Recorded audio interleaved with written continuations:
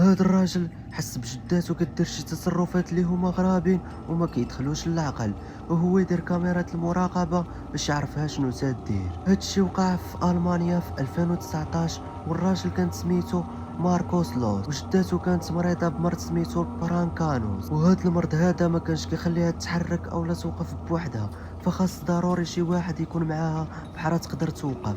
ولكن في النص ديال الليل شافوا في كاميرات المراقبة بان جداتهم كتنوض من بلاصتها وكتحرك بوحدها. من بعد ما داز 4 ايام ماركوس حس بشي حاجه واقعه في الدار، ولكن فاش شاف كاميرات المراقبه تصدم وما لقى حتى شي تفسير للفيديو.